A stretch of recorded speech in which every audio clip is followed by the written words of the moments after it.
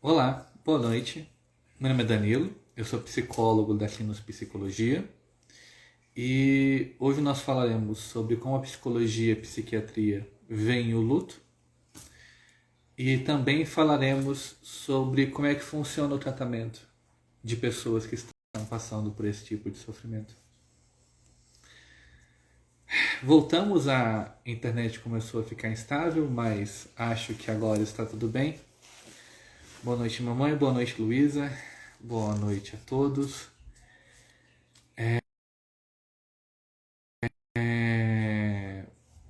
Começar agradecendo por vocês estarem sempre aqui, por a gente estar sempre já várias quintas-feiras juntos e o material que nós estamos fazendo das lives está ficando todo disponível no nosso YouTube.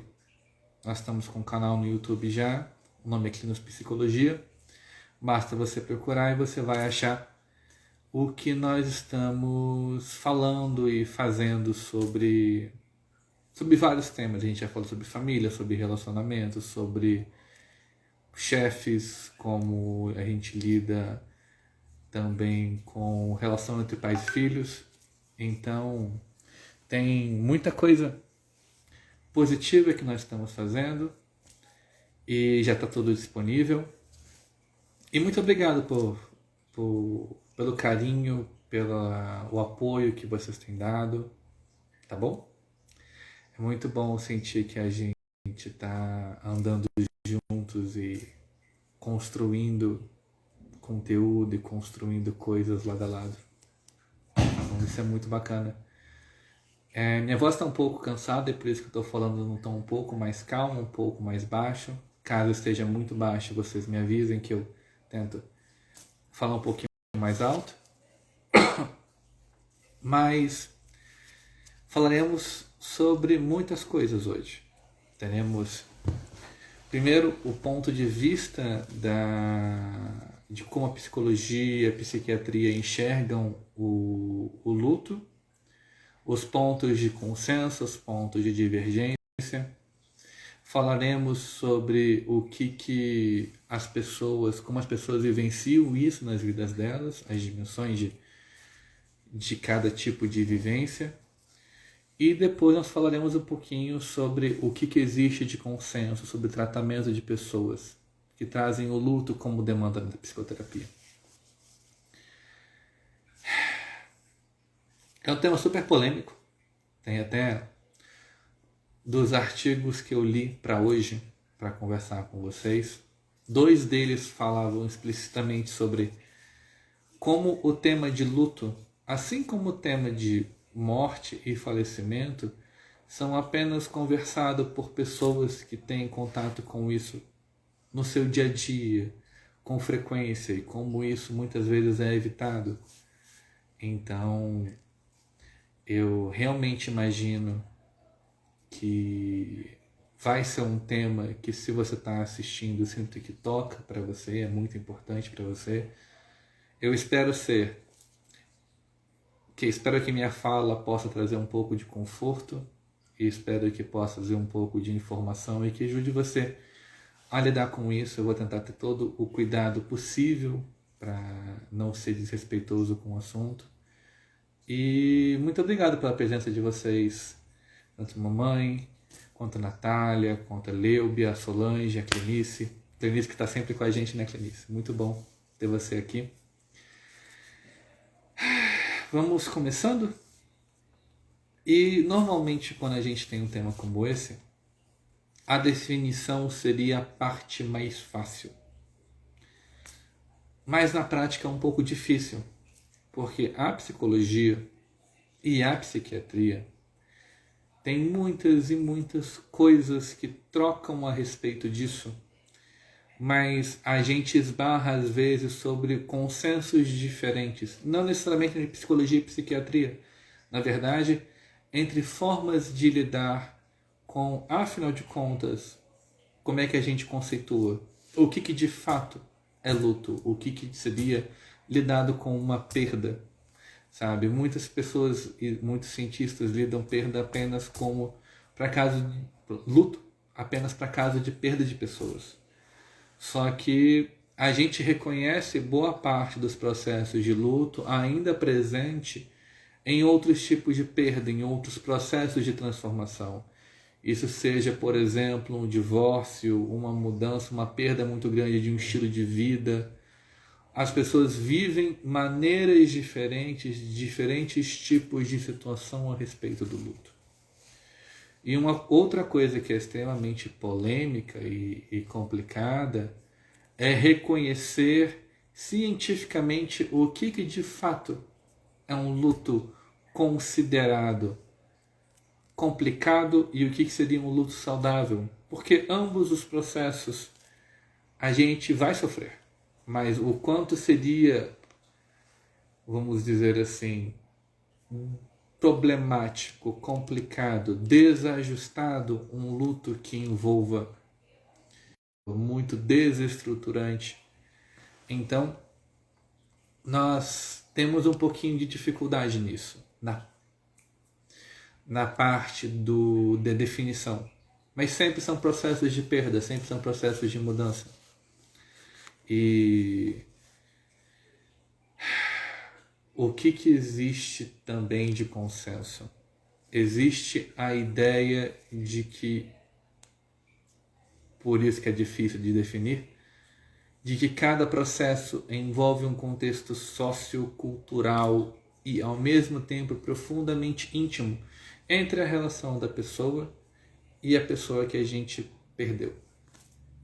Então, tudo isso é o consenso a respeito do luto e acaba que é uma ideia que está muito em evolução, principalmente por conta do momento que a gente está passando. Isso voltou a ser um tema muito em voga por conta da pandemia. Então a pandemia traz essa demanda de novo com muita força.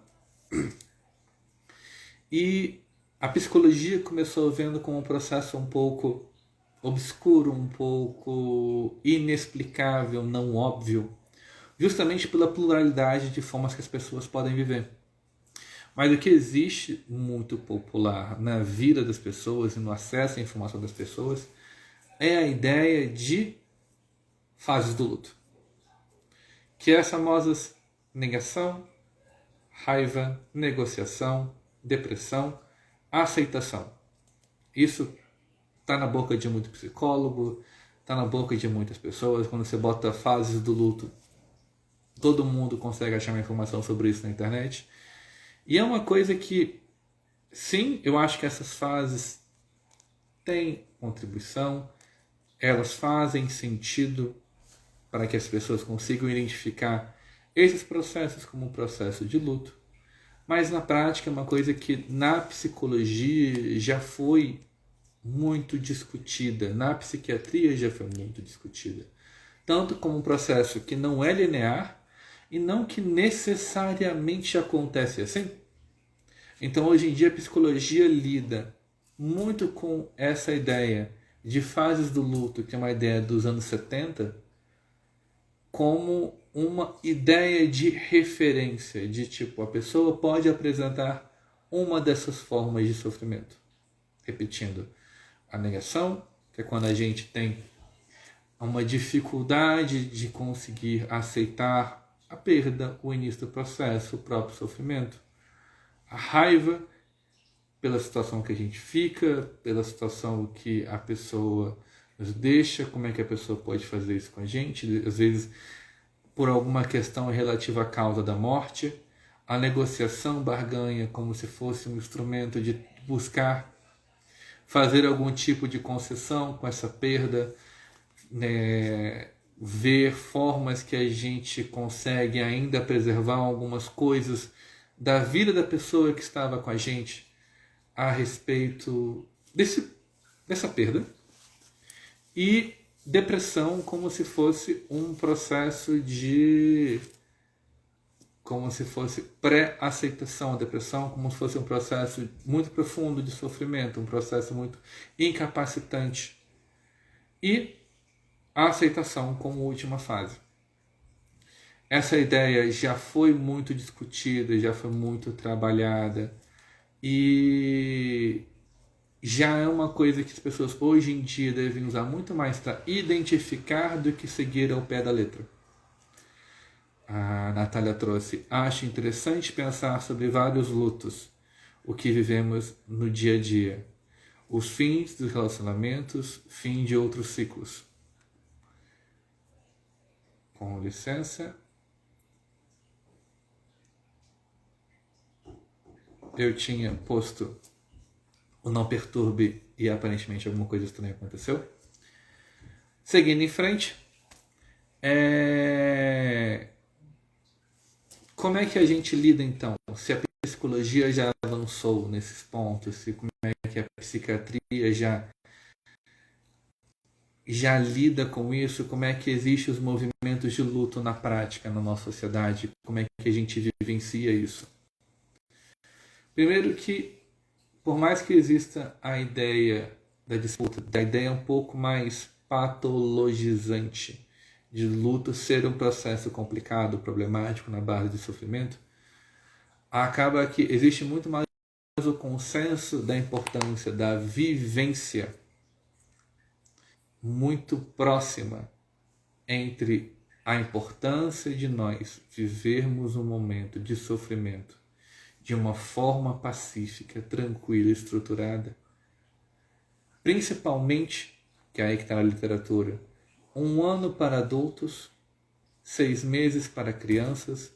Esse é o tempo esperado, que a gente consegue ainda lidar com o luto de uma forma a considerá-lo não necessariamente complicado, não necessariamente problemático para a psicologia e para a psiquiatria. E isso vem da importância de nós respeitarmos os ritos de sofrimento de cada um, os momentos, as transformações de vida de cada um. Não é um processo que pode ser apressado, não é um processo que pode ser feito de maneira brusca, de uma maneira violenta. Então, como é que a gente pega isso para o contexto, por exemplo, qual o paralelo entre a depressão e o luto? O paralelo da depressão com o luto, por mais que existam sintomas comuns do tipo de sofrimento, você só pode hoje em dia, na literatura do DSM, do livro de psiquiatria mais utilizado para diagnosticar esse tipo de transtorno, 2 meses. Você não pode diagnosticar o luto se a pessoa, quer dizer, diagnosticar uma depressão se a pessoa está vivendo um período de luto de 2 meses. Recomenda-se esperar uma avaliação psicológica, dar suporte à pessoa nesse período e não dar foco ao diagnóstico. Vale muito mais a pena nós focarmos no suporte para que ela possa viver isso de uma maneira saudável e plena do que necessariamente focar em uma espécie de corrida pelo diagnóstico. Tá bom? Vocês têm uma dúvida até agora? Vocês têm alguma pergunta, alguma coisa que vocês queiram saber? Qualquer coisa eu estou aqui e adoro responder isso para vocês. A gente tem todo o tempo do mundo aqui hoje, tá bom? Temos aqui também a ideia de a vivência do luto do paciente pode acontecer de várias formas e por vários motivos. O luto se tornar algo complicado.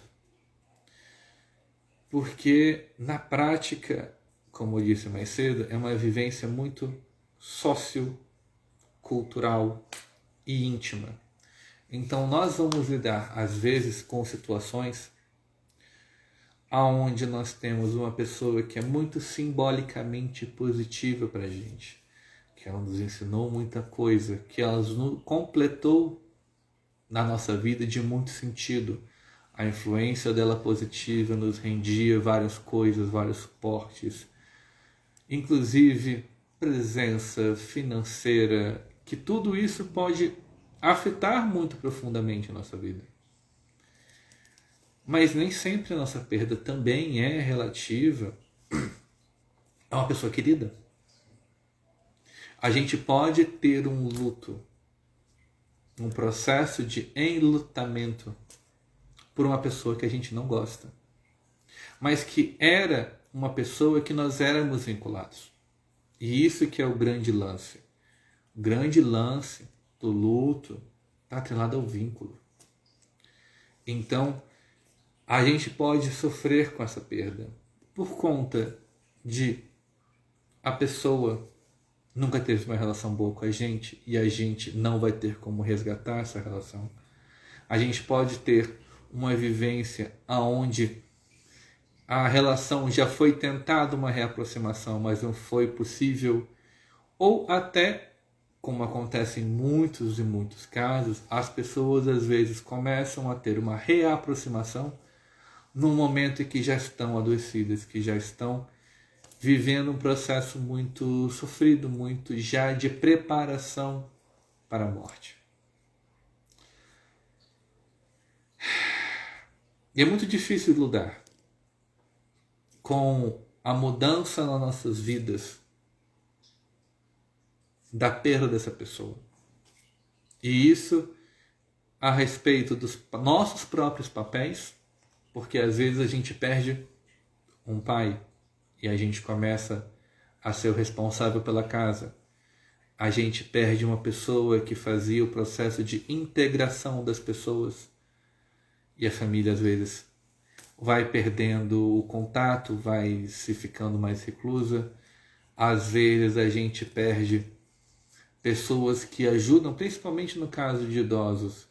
Como é importante o papel dos idosos na vida, tanto familiar como financeira do brasileiro. Então, às vezes, a perda deste familiar gera um impacto muito pesado financeiro, mudam-se as relações, muda como é que a gente lida com o nosso trabalho, com as nossas coisas. E tudo isso é natural que pese, é natural que influencie, é natural que a gente fique triste. Por que que isso acontece e como é que a gente lida? Então, vamos trazer uma ideia bem próxima de algumas pessoas, mas muito próxima da filosofia, com certeza, que é a ideia do eu e tu. Eu me reconheço como pessoa na experiência com o outro e reconheço as diferenças dele comigo, e com isso eu reconheço que você não sou eu. Quando a gente lida com os processos de luto, a gente lida com o eu, o tu da pessoa que a gente perde e o nós. Então, quando eu perco uma pessoa, eu tanto perco o que ela, a interação com ela, a nossa relação, a figura que ela representava, e eu perco parte de mim, porque tem uma ideia da Merleau-Ponty, uma psicóloga, que traz a ideia de que a minha subjetividade é construída não só por mim, é construída por mim e pelas pessoas que fazem parte da minha vida, da minha cultura, do meu ambiente.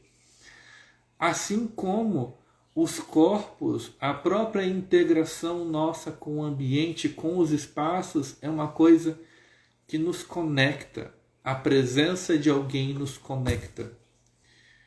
E quando a gente não tem isso, a gente lida com a ideia de... Eu lido com o que eles chamam de mundo vivo, também chamado às vezes também de uma outra ideia, que é a presença-ausência. Que é nós vivemos o processo de se acostumar com a pessoa não estando ali.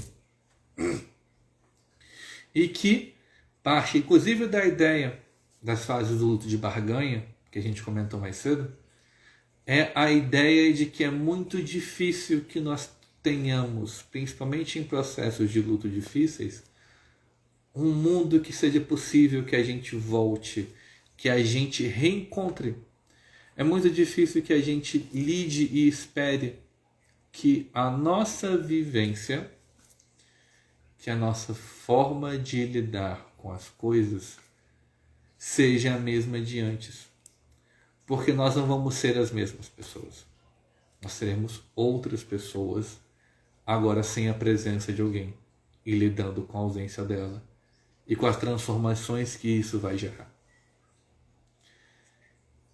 Isso significa que cada processo de luto vai ser muito íntimo, vai ser muito pessoal.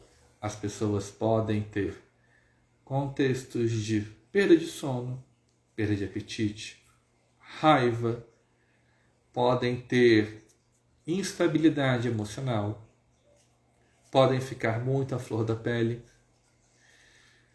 Tudo isso é de certa forma esperado. E uma coisa que eu costumo conversar com meus pacientes é reconhecer qual é o papel que o sofrimento está tendo na nossa vida hoje, sabe? Isso eu gostaria de que a gente pensasse um pouco, parasse um pouco para pensar.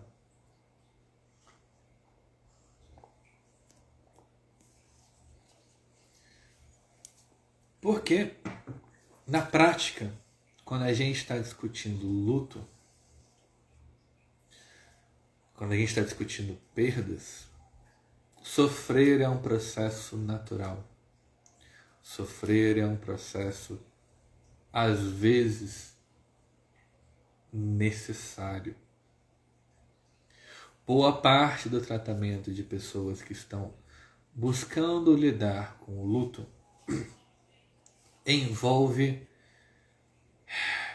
uma autogestão de sentimentos e comportamentos. Como assim? A gente precisa ensinar para o paciente como é que a gente vai digerir e lidar com as próprias surpresas desse processo. Reconhecer o que é um comportamento que a gente já teria, reconhecer o que é um comportamento que está um pouco fora do usual e trazer à consciência a necessidade de algum momento de resguardo, a necessidade da gente ter um momento de vulnerabilidade e ver as formas que são mais razoáveis e adaptadas para lidar com isso. Temos uma pergunta aqui do Felipe. Por que algumas pessoas têm depressão em virtude do luto e outras não? Isso, Felipe, é uma ótima pergunta. Tem aqui, inclusive, mais para frente a gente ia trazer, vou adiantar um pouquinho, é a ideia de que é muito difícil dizer o que torna um luto necessariamente inadequado. Mas o que com certeza é evidente é que a gente reconhecer a importância dos processos serem expressos, das pessoas reconhecerem a sensibilidade do que está acontecendo, é muito importante. O que é muito comum em lutos inadequados não é sempre, e não existe uma óbvia estatística sobre isso, porque muitos dos estudos sobre isso ainda são recentes, pela conceituação ainda ser um pouco delicada. Mas o silêncio, a não expressão de sentimentos, temos também elevados níveis de estresse e uma dificuldade de conseguir parar para lidar com o momento de sofrimento. Não que você necessariamente precise ter uma pausa, mas conseguir ter espaço para lidar com a perda importa muito. Por quê? Como eu estava falando, Felipe, mais cedo, a ideia do tratamento de pessoas com luto é reconhecer que a gente precisa fazer uma espécie de autogestão de sentimentos e comportamentos. Temos a ideia de uma visão onde a gente precisa reconhecer a nossa nova vivência. Como nós estamos vivendo e o que a gente está construindo de vida pós essa perda. E não é fácil, porque se a gente está falando de risco de luto inadequado, de luto complicado, a gente está falando de pessoas que importam muito pra gente. Então, a gente conseguir reconhecer uma nova vivência nossa é uma coisa importante.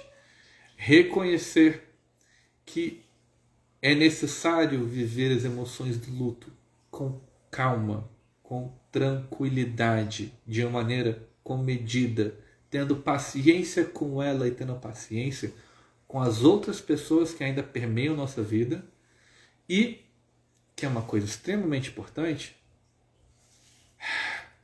ressignificar o papel da pessoa perdida pra gente. Pode ser por meio de histórias que a gente conviva e troque com pessoas. Pode ser com que a gente faça o resgate de algumas lembranças e vá complementando o sentido da pessoa que a gente perdeu em um pós-vida. E até ter espaços para que a gente possa normalizar os processos de boa morte, porque às vezes é muito difícil para pessoas que têm familiares acamados e doentes, quando eles escolhem não fazer um procedimento que poderia manter a vida dele. Não escolhe não fazer um procedimento que poderia dar um tempo de vida maior para a pessoa. E por que isso é muito importante? Porque as pessoas precisam ter direito de escolher como viver a própria vida. E o quanto é, de certa forma, desempoderador das pessoas nós tirarmos a chance delas de escolher não viver presa na cama, não viver, às vezes, sob uma situação que para elas é extremamente geradora de ansiedade e sofrimento. Então, nós lidarmos com as escolhas de final de vida de cada um e respeitar isso e nós darmos espaço para que a gente sofra, inclusive pela escolha dos outros sobre isso, é crucial, porque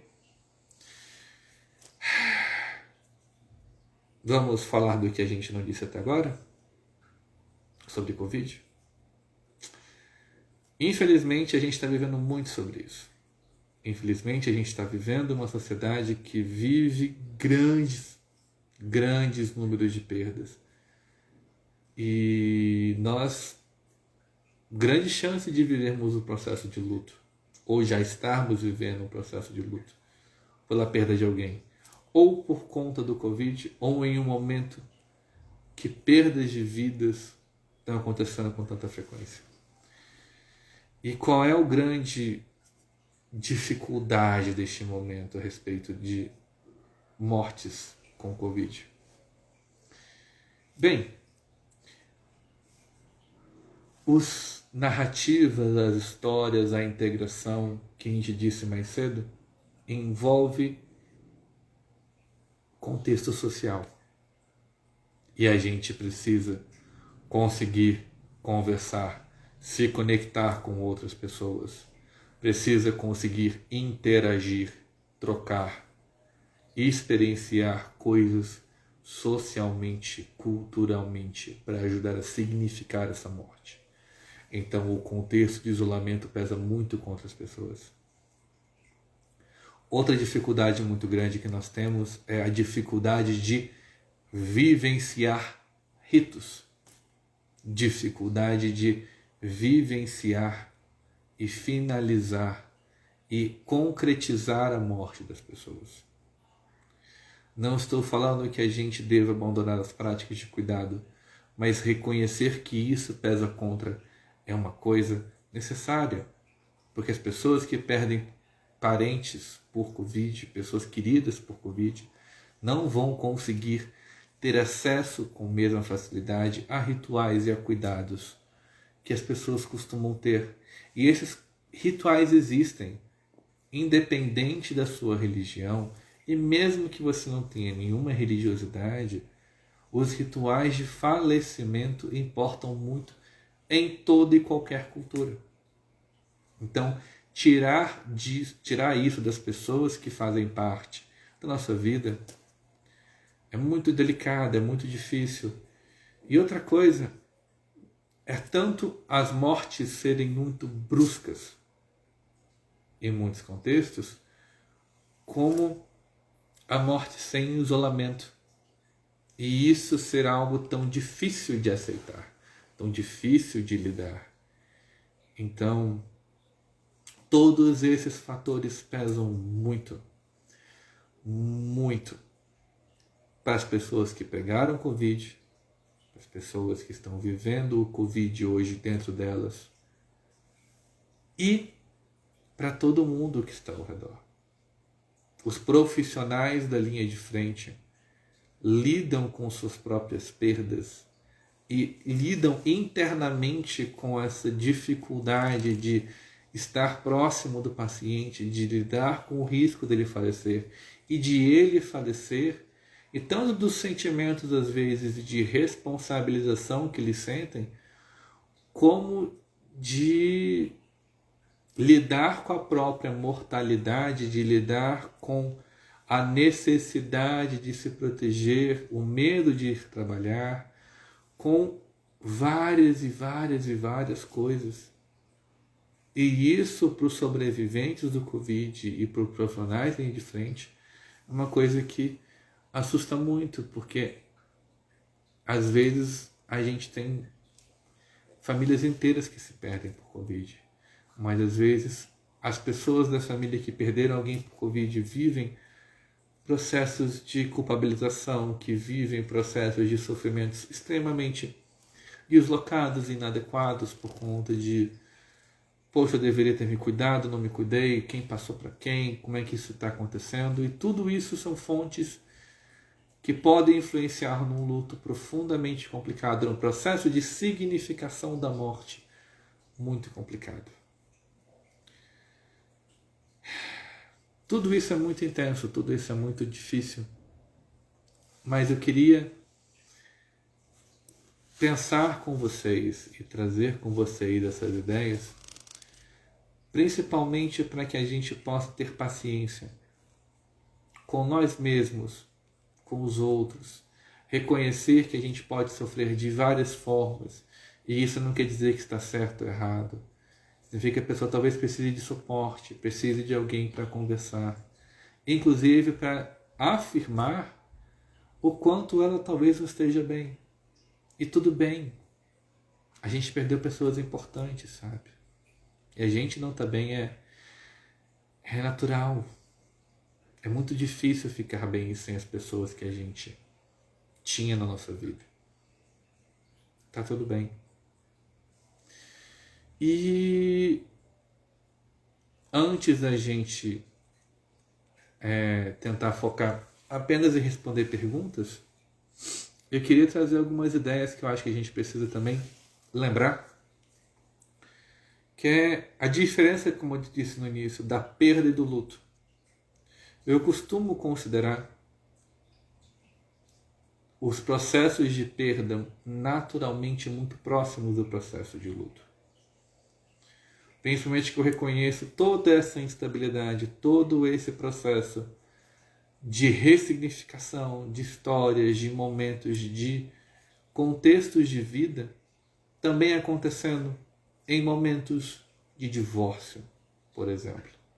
Em contextos que a gente tinha, por exemplo, uma vivência em uma região e a gente precisa ser obrigado a se deslocar para outra em um contexto que a gente não conhece as pessoas. E a gente lida com essa questão de ter as pessoas na nossa vida e não ter elas plenamente em nossa vida. Essa transição gera muito sofrimento. Assim como tem outros tipos de vivência que são bastante específicas e que valem o cuidado. Por exemplo, perda por aborto espontâneo e perda por aborto realizado por alguém.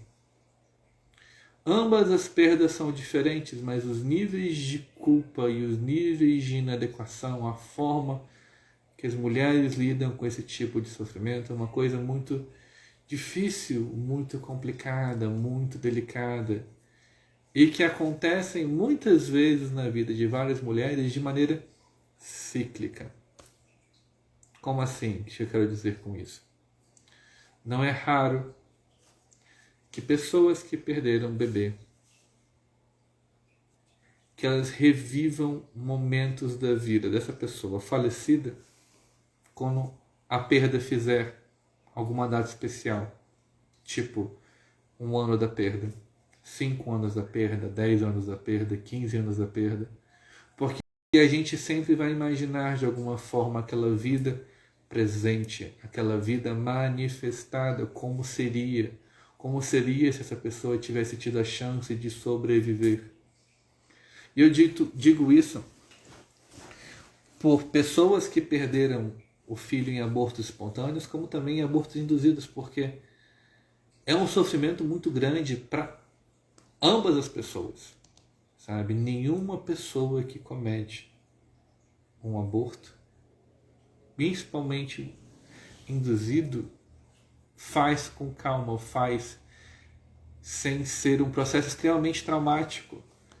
Então, é traumático para a pessoa que perde espontaneamente, é também traumático para quem comete esse ato, e eu acho que a gente precisa ter compaixão por todas as pessoas envolvidas nisso. E a gente precisa reconhecer que o debate do luto está muito atrasado no Brasil. Porque a gente precisa reconhecer que esse sofrimento existe em nossa sociedade. É muito comum que a gente conheça alguém que já passou por isso. E é por isso que eu estou trazendo esse debate aqui.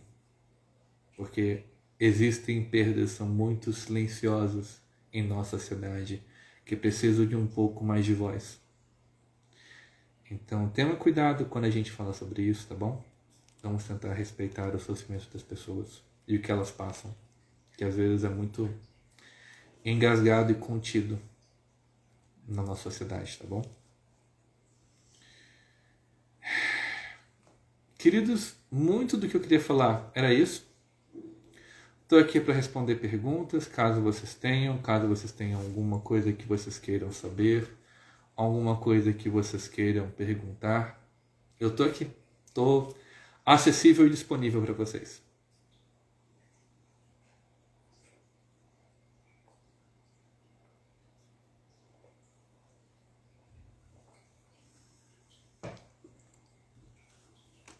Tem uma coisa que me perguntaram mais cedo, que é sobre e luto de animais, como é que a gente faz, o que a gente faz, como é que a gente lida. É normal que a gente reponha um cachorro rapidamente? Como é que a gente faz para conseguir substituir ou lidar com a perda? Como é que a gente faz o manejo? E eu sempre gosto da ideia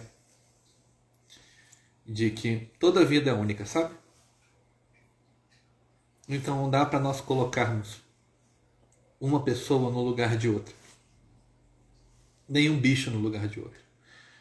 Pela própria personalidade que o bicho vai apresentar, pela dificuldade que vai ser do bicho corresponder a gente, pela dificuldade que as pessoas estão tendo de processar o que está acontecendo. É difícil, a gente sempre quer fugir da dor, mas é muito mais saudável e lúcido nós conseguirmos viver um processo independente do outro. Não estou dizendo que está errado ou certo você trazer um outro bicho para casa enquanto a gente está enlutado. Mas eu estou querendo afirmar, com certeza, que vale a pena nós não tentarmos esconder a nossa dor da perda a respeito de um bicho ou a respeito de alguém. Não dá para colocarmos outras pessoas no papel de quem estava exercendo o papel que foi perdido. A gente precisa criar novas formas, novos laços e não colocar alguém no lugar, tá bom? Da mesma forma que a gente tem cuidado com gente, a gente precisa ter esse cuidado com os bichos também. A Jéssica, minha querida irmã, tem uma pergunta: como acolher uma pessoa que está de luto? Ótima pergunta. Em primeiro lugar, ofereça presença. Ofereça espaço para a pessoa existir. Ofereça companhia. Ofereça contato. E deixe ela dizer não. Parece estranho, né? Mas eu acho que nós reconhecermos que cada pessoa vai viver o seu sofrimento de sua forma é muito importante. Então, ofereça companhia, ofereça um ouvido, ofereça um contato. Se disponha a perguntar para ela o que você gostaria, o que você prefere, que seja assim, que seja assado, o que você gostaria de fazer por essa pessoa, o que você gostaria de fazer por você, como é que você está se sentindo com tudo isso. É muita coisa, você precisa de espaço. Oferecer chance dela existir de diversas formas. Ter a chance dela poder vivenciar isso de diversas formas. Dito isso, eu só colocaria um asterisco importante nessa história toda, que é quando a gente tem algum contexto relativo a suicídio.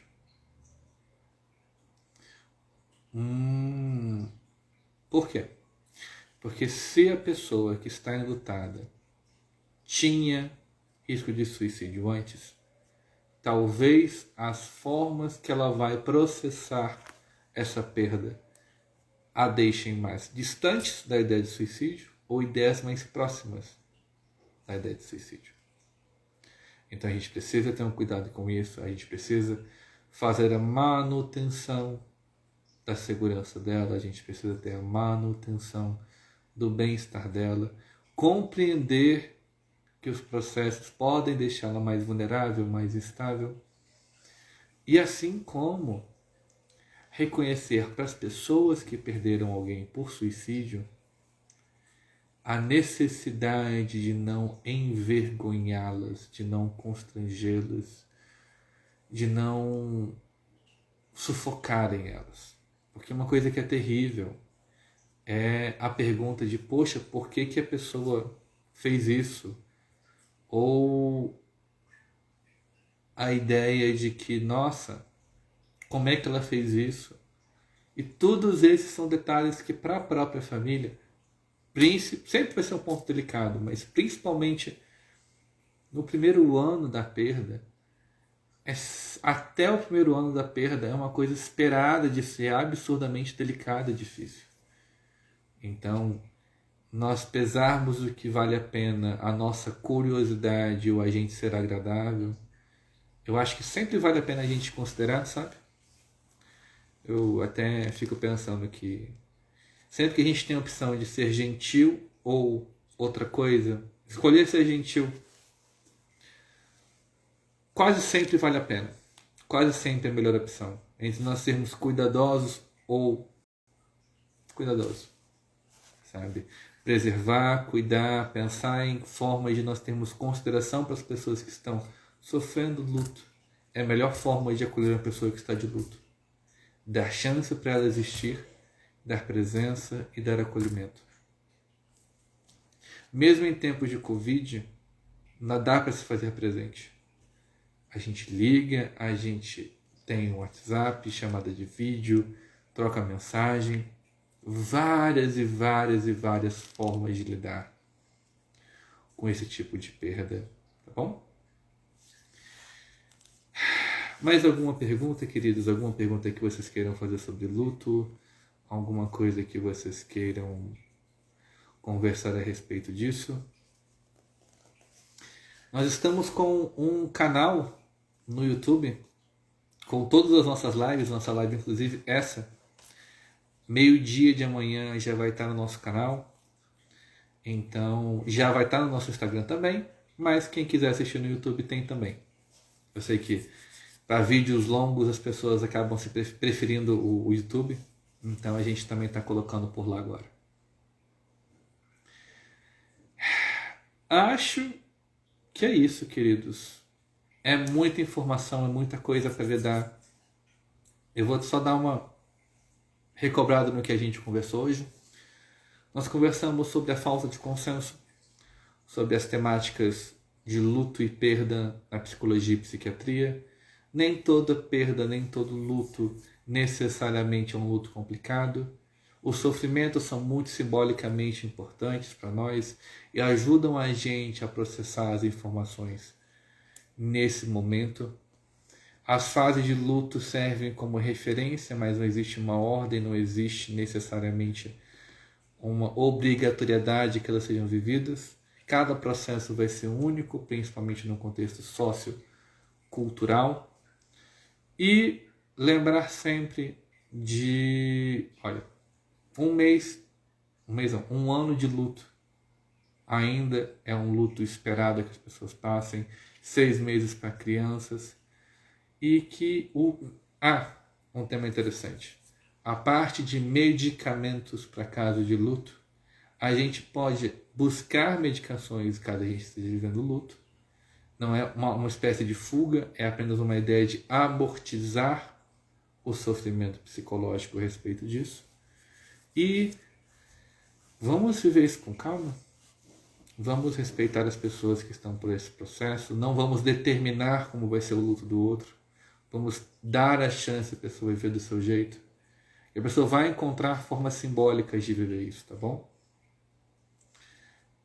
Esclarecendo sobre medicação. O luto não é um processo necessariamente doentio. E não é necessariamente por isso que a gente vai buscar medicação. O suporte medicamentoso pode vir, pode complementar a experiência das pessoas, mas desde que a gente não use isso para fugir da experiência, mas que a gente torne a experiência dentro da gente um pouco mais possível, saudável, e não vamos enobrecer o fato de estar sofrendo, vamos apenas vivê-lo e vamos dar a chance da gente ter isso um pouco mais protegido para não ter um impacto maior do que a gente está tendo, tá bom? É isso, queridos. Muito obrigado. Boa noite. Boa semana. Vou colocar, assim que terminar a live, lá no YouTube também. Tá bom? Muito boa noite. Só procurar a gente no Clinos Psicologia, lá no canal. Tchau, tchau, tchau. Boa noite. Boa noite.